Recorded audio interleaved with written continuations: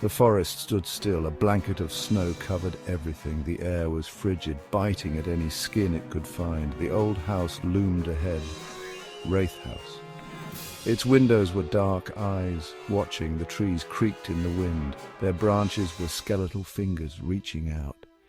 Towards the house, towards the warmth, or maybe towards the group of friends foolish enough to venture closer.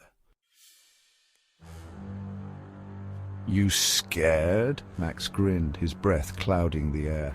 "No way," Sarah retorted, though her voice trembled slightly. They were 5 friends, young and restless. They craved adventure, a story to tell.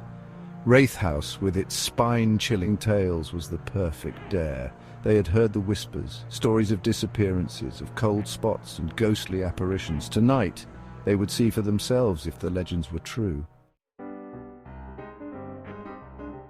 The front door creaked open as if welcoming them in.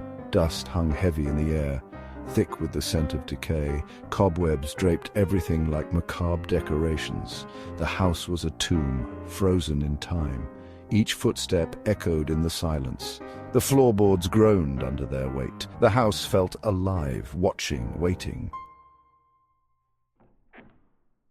They found a room filled with portraits. Faces stared back at them, their expressions cold and accusatory. One painting stood out.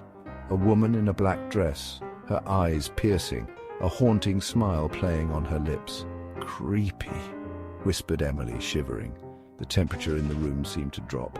The air grew heavy, suffocating. A sense of dread settled over them.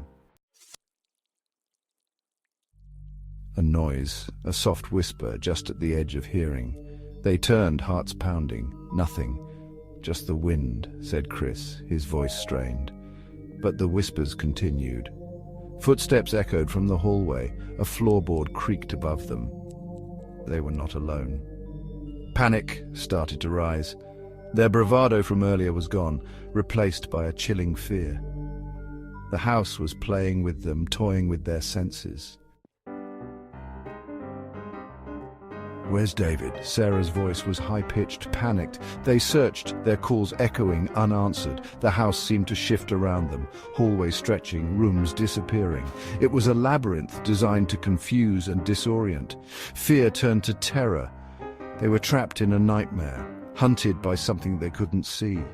The house was alive, and it had taken David. They stumbled into the attic. Dust swirled thick and suffocating. A mirror stood at the far end, its surface cloudy. As they approached, their reflections flickered into view, but it wasn't them. Their faces were twisted, grotesque masks of fear, screams caught in their throats.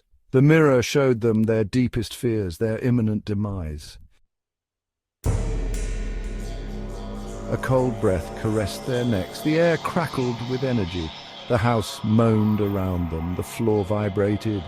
Something was about to happen. The door slammed shut. A blood-curdling scream tore through the silence. Then laughter. Cold, cruel laughter that echoed through the house. The laughter of the woman in the portrait. The next morning the sun rose on a silent forest. Snow glistened on the skeletal trees. WRAITH House stood untouched, its windows dark and empty. There was no sign of struggle, no trace of the friends. The laughter echoed in the wind. The WRAITH House kept its secrets. Another group of souls claimed by the darkness. And the legend continued.